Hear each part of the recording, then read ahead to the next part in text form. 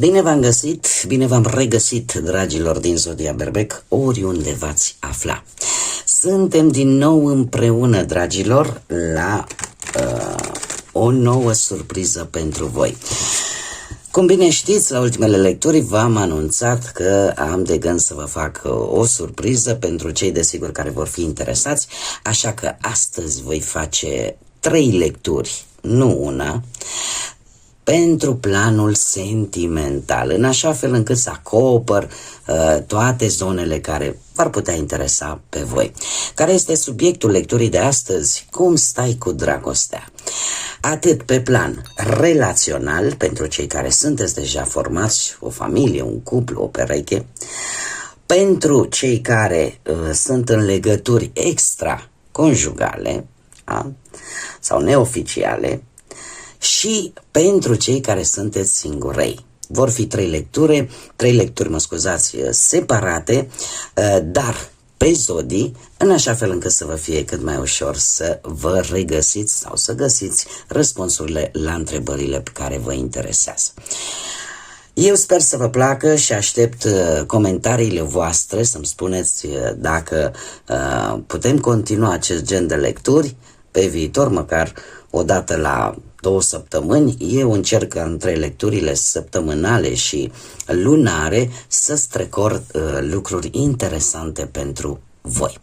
Așa că, dragilor, haideți să vedem, pentru cei care aveți soarele, luna, Venus, ascendentul în Zodia Berbec, această lectură este de asemenea și pentru voi.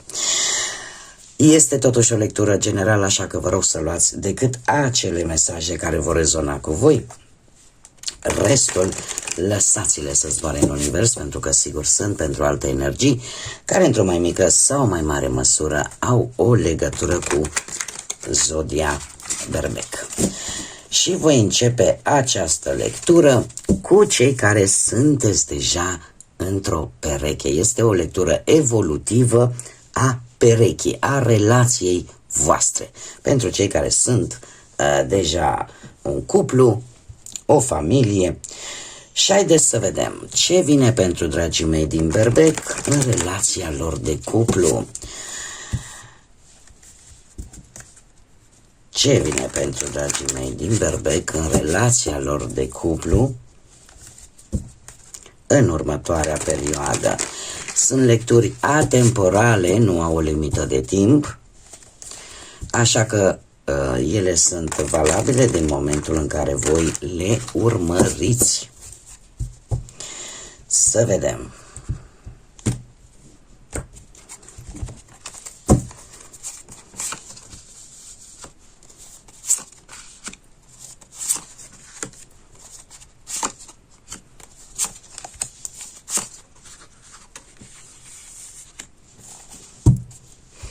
Bun.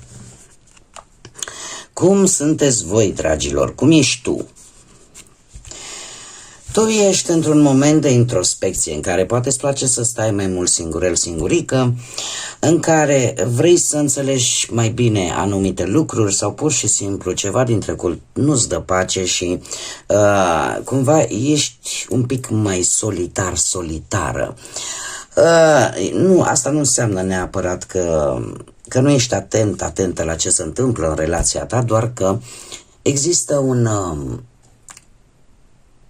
ai nevoie de o anumită înțelegere vis-a-vis de un subiect care are legătură poate cu relația ta, dar în același timp are legătură și cu un trecut îndepărtat.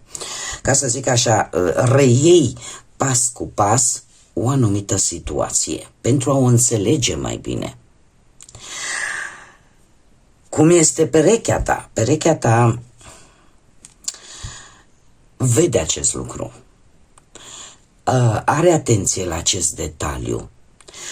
Și chiar dacă poate cumva nu o spune, dar încearcă oarecum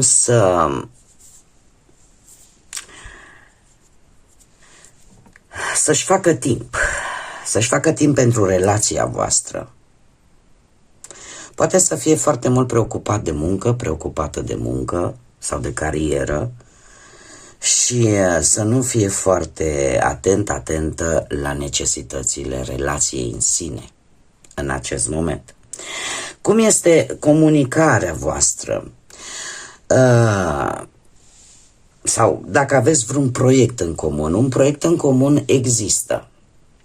Există un proiect în comun și eu aș mai spune că e legat poate și de o veste bună pe care poate ați primit-o sau o veți primi, care va aduce niște schimbări. Poate implica, desigur, ori ceva nou, un proiect la care lucrați împreună, ori poate simboliza un nou început. Un nou început în care atitudinea ambilor cumva să fie una mult mai bună, care să, cum să spun eu, să arate de ce este nevoie de fapt ca relația să fie una cât mai strânsă, cât mai bună. Eu aș spune că proiectul în comun ar putea fi chiar și un copil. Știu că sună un pic aiurea ca proiect, dar poate proiectul de a avea un copil împreună, da, e ceva la comun, sau e posibil să fi descoperit ceva important care să aducă o schimbare pozitivă în relația voastră. Ce sentimente vă unesc? Avem un 6 de monede. Sentimentele care vă unesc sunt... Există totuși o înțelegere, există totuși un echilibru, o armonie și vă tratați fiecare de la egal la egal. Da, cumva există și generozitate unul către celălalt, există sprijin, există un oarece echilibru. Ei, acum, ce atracție este între voi, ce chimie este între voi? Dragilor, păi avem aici atâta pasiune de nici măcar nu încape. Da? Sunteți, cum să spune, partea intimă ce ține de dormitor e foarte pasională, e o senzualitate corporală. Există, din punctul ăsta de vedere, lucrurile stau nu că bine, foarte bine, aș spune. Atunci, hai să vedem ce se poate și îmbunătăți. Un 3 de spade se poate îmbunătăți. O să ziceți cum un 3 de spade poate să îmbunătățească. Ei, dragii mei, se poate îmbunătăți discuțiile, da? Comunicarea dintre voi. Se poate îmbunătăți prin sinceritate relația. În momentul în care tu ai o stare de introspecție, e ceva care te frământă, iar aici, pe de altă parte, există un interes mai mult pentru material, pentru carieră, totuși aceste lucruri trebuie discutate. Cred că sfatul cărților, mai bine zis, este acela de a comunica un pic mai mult ceea ce vă nemulțumește, pentru că trebuie să vă spun, în toată lectura nu am cupe. Nu am cupe și există pasiune, există respect, există generozitate unul față de celălalt, dar ce nu există? Nu există cupe. Cumva ați putea să îmbunătățiți acest aspect și nu pentru că poate emoțiile n-ar exista, ele nu ies la suprafață din diferite motive. Iar numai cu pasiune și numai cu chimie și dormitor, totuși relația nu este de ajuns. Haideți să vedem și ce mesaj important am pentru dragii mei din Berbec care se află într-o relație oficială. Un mesaj evolutiv, te rog, pentru dragii mei din Berbec. Și avem o conexiune neașteptată. Se spune că, cum să zic eu, opozițiile se atrag. Da? Așa că cred că unul dintre voi are această latură mai sentimentală, mai sensibilă, mai emoțională, dar pe care nu o scoate la suprafață din anumite motive. Poate chiar din motivul că odată a fost rănit foarte tare și această experiență a fost atât de dureroasă încât cumva și-a ridicat așa ca un zid și îi vine foarte greu să o scoată în exterior. Totuși, întotdeauna există, cum să zic eu, dacă unul dintre voi va încerca să fie precum celălalt, lucrurile nu vor merge bine. Cumva trebuie să existe cineva care să arate totuși un sentiment, să-l scoată la suprafață. Ca și zodii, dragii mei, ca și zodii, avem zodia Capricorn, avem zodii de foc, la fel ca și voi, Berbec, Leu, Săgetător, avem zodia Fecioară și cam atât. Nu e obligatoriu, eu îmi fac datoria să vă spun. Cam atât am avut pentru voi, dragilor,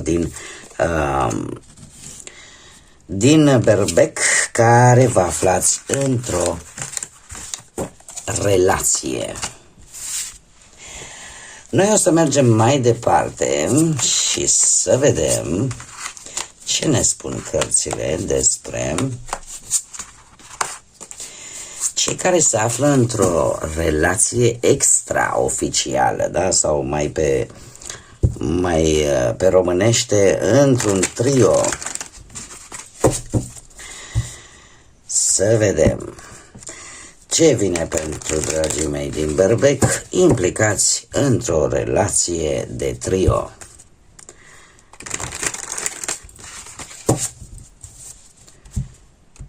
Haideți să vedem.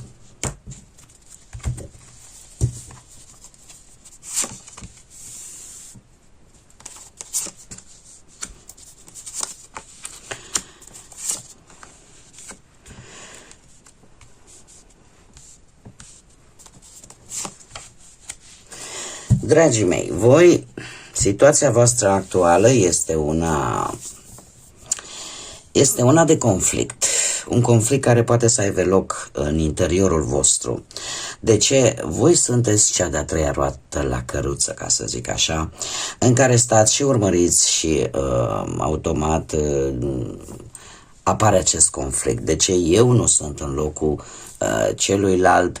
Voi sunteți cei care poate de multe ori vedeți persoana voastră de interes alături poate de perechea oficială și lucrul ăsta creează această furie și această tensiune în interiorul vostru. Lucrul ăsta e posibil să vă ducă și la ideea de a trece pur și simplu la fapte, adică a crea, poate nu neapărat,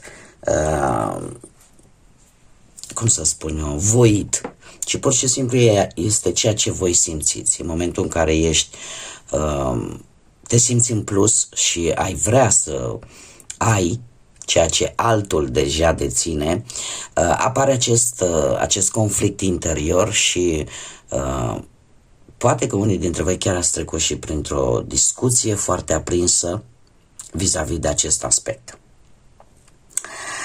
Ce simțiți voi vis-a-vis de persoana voastră de interes? Voi simțiți pasiune mai mult. Pasiune, felul în care comunicați, felul în care timpul pe care îl petreceți împreună, există o înțelegere, da, o toleranță. Cumva parcă te ajută să nu mai ai teamă, te ajută să ai o anumită stabilitate, să comunici mai bine. Asta este cam ceea ce simțiți voi. Și o pasiune, într-adevăr, o chimie care există între voi. În schimb, ce simte persoana voastră de interes vis-a-vis de voi? Avem un 6 de spade, dragilor, simte că e o dragoste la distanță. E o dragoste la distanță și nu știu dacă are tendința sau un gând să o rupă cu voi, sau să rupă cu persoana cu care deja este. Dar aici mie îmi arată ideea unei plecări. Ideea unei plecări. Ce vă unește?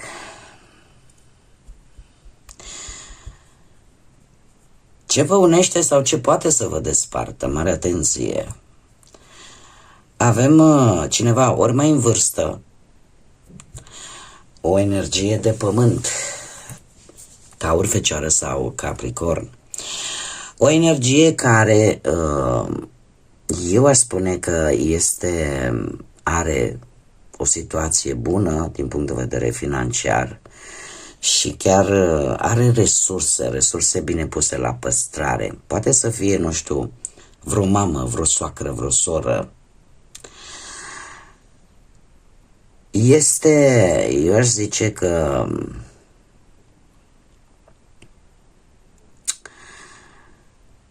într-un fel sau altul este cineva care își dorește siguranță în primul rând. Siguranță și protecție financiară. Poate să fie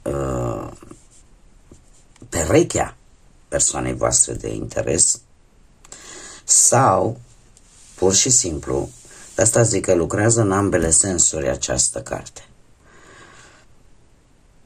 Poate să fie, să vă unească, să fie cineva din cercul vostru care să încerce să vă unească, să vă ajute, sau poate să fie cineva care, din păcate, să pună piedică acestei relații. Care ar fi concluzia, care ar fi sfatul? Și avem judecata. Judecata îmi spune că poate că ar trebui în primul rând, să înțelegeți un anumit aspect.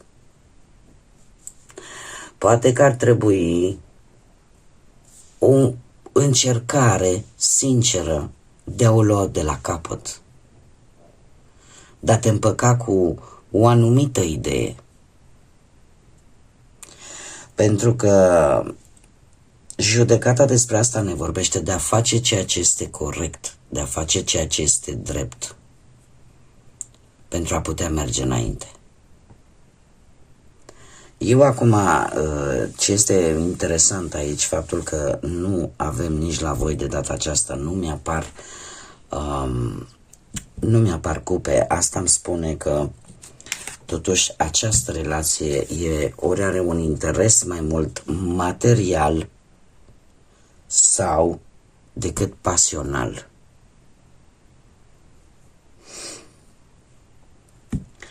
Așa că haideți să vedem acum ce gând ascuns, dar nerostit, sau ce gândește, dar nu rostește persoana voastră de interes. Ce gândește, dar nu rostește persoana de interes a dragilor mei din Berbec?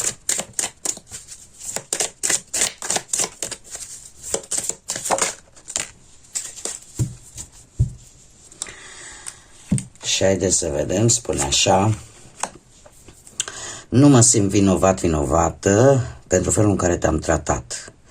Ego-ul este prea mare ca să îmi pese. Cam asta este mesajul. Ego-ul, în acest context, ca și definiție, ne vorbește de felul în care vede relația, o vede dintr-un punct de vedere strict obiectiv. Cumva, probabil că este și o persoană destul de încăpățânată în gândire și care de obicei nu-și încalcă principiile, nu-și încalcă acele lucruri de bază, valorile cu care este construită această persoană. Ca și zodii, avem zodia Leu și zodii de pământ, Taur, Fecioară sau Capricorn. Bun, dragilor, Cam asta a fost lectura pentru cei aflați într-o relație de 3. Și ne pregătim să mergem pentru cei singurei, burlăcei și burlăcițele mele din această zodie. Ia să vedem ce vine pentru voi, dragilor. Ce vine pentru dragii mei din Berbec, cei care sunteți singurei?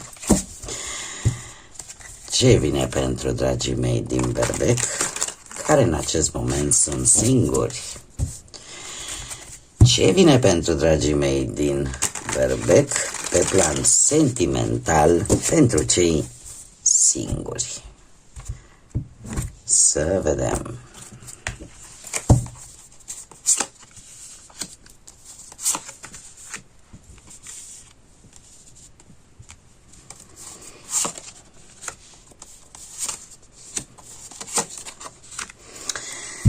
Dragii mei dragi, situația actuală e un 10 de cupe.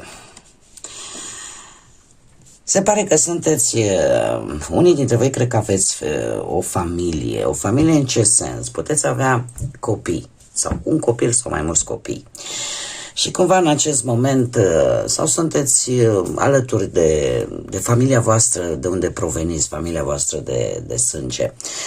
Acest 10 de cupe îmi vorbește de situația în care poate vă doriți o relație cu aceleași valori tradiționale, cu o conexiune profundă, armonioasă.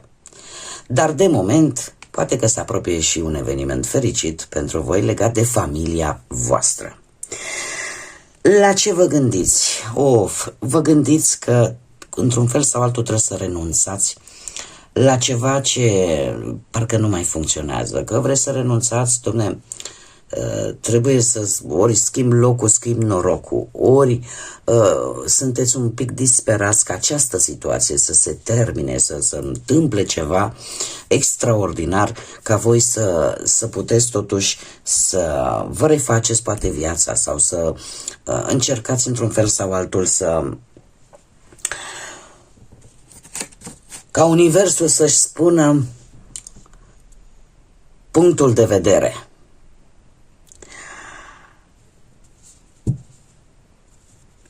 Poate că cum ar trebui să vezi lucrurile.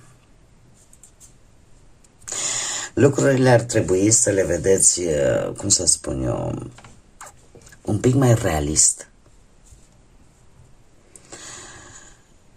Din ce văd eu aici, sunteți într-un moment destul de dificil, în care parcă în afară de... aveți foarte multă iubire de dat. Dar, din păcate, în acest moment nu aveți cui să o dăruiți.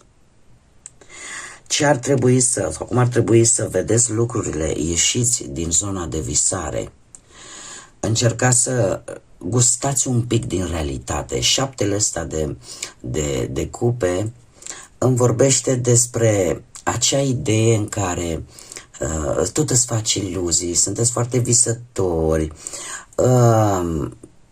cumva posibil să fiți un pic și blocați pe un ideal care să nu aibă foarte mare legătură cu realitatea, cu ce se întâmplă în jurul vostru. Sunteți poate foarte confuzi. Iar cum ar trebui să vedeți lucrurile, să evaluați tot ceea ce cu adevărat voi vă doriți și ce e bun pentru voi. E adevărat că sunteți într-un moment de tranziție, un moment în care gândiți foarte profund ce anume trebuie să faceți, ce cale trebuie să urmați pentru ca cineva poate să intre în viața voastră. Dar încercați oarecum să reveniți un pic cu picioarele pe pământ și să vedeți la modul practic, să ieșiți un pic din această stare de visare care rămâne o iluzie, rămâne iluzie dacă nu începem să acționăm. Cu ce experiențe vii tu din trecut, dragilor, ați fost înșelați cu acest 7 de spade.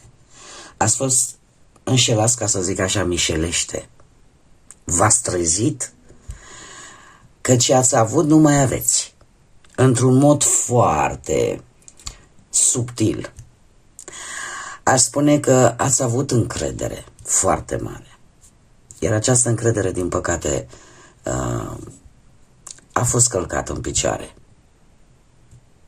Au fost lucruri pe care voi nu le-ați spus la momentul oportun, la momentul respectiv. Iar acele lucruri au fost cruciale, dacă ar fi fost spuse. Ați așteptat ca o relație sau legătura cu cineva, într-un fel sau altul, să se rezolve de la sine, lucru care nu s-a întâmplat. Iar probabil că situațiile s-au înrăutățit și eu aș mai zice încă un aspect. În trecutul vostru, cineva a fost interesat de voi. Poate să fie și acest lucru, în afară de ce v-am zis anterior. Cineva a fost interesat de voi, doar că a fost o ignoranță aici. Nu știu, orică ați fost voi timizi, orică, dar cineva, să știți că s-a interesat de voi. A vrut poate să vă cunoască mai bine, dar într-o modalitate mai subtilă. Acum, ce-ți aduce următoarea perioadă? Un echilibru, dragilor. Un echilibru și eu aș spune că este foarte important ca voi să vă acceptați în primul rând așa cum sunteți, să îmbunătățiți părțile astea mai puțin dezvoltate, dar să încercați în primul rând să aveți mai multă încredere în voi, să încercați să vă lăsați un pic purtați de curent. Viața este un drum, este ca un râu care la un moment dat, dacă nu ne lăsăm purtați de val, îl putem pierde, da? E acel bun exemplu cu trenul în gară. Dacă nu-l prins, păi până vine altul. Da? Și eu aș mai spune că sfatul cărților este acela de a fi într-o armonie cu ceea ce este iluzoriu și cu ceea ce este real. Să încercați să nu faceți aceleași greșeli. Da? Să nu le repetați și eu aș mai spune că ar fi bine totuși să încercați să evitați anumite conflicte, mai ales cu voi înșivă. Da? Nu e într-adevăr, e bine să dai sfaturi bune la alții, dar totuși să te uiți la tine acolo, să vezi, ție nu poți să-ți dai un sfat bun. Da? Oricum, să știți că următoarea perioadă pentru voi, per general, vine cu timpuri de schimbări substanțiale. Așa că nu vă pierdeți speranța. Schimbările sunt pe drum. Haideți să vedem și un mesaj special pentru dragii mei burlăcei și burlăcițe din Zodia Berbec. Un mesaj, te rog. Un mesaj special pentru dragii mei din Berbec, burlăcei și burlăcițe. Oh. Și avem chiar 3. Ia să vedem ce ne spun aceste mesaje. Le voi trece în revistă imediat. Dificultăți, gelozia altora e posibil să fie ca un obstacol împotriva succesului unei relații. Nu neapărat, e vorba de gelozie nu numai a altora, e posibil să fie chiar și gelozia voastră. Fii atentă la semne, sincronicitățile, coincidențele pe care le-ai observat în ultima vreme nu sunt decât pure coincidențe. Avem legea atracției. Ai manifestat o relație, așa că în curând acesta va veni către tine, vei avea parte de ea. Țineți ochii deschiși Dacă cineva se arată așa cum este,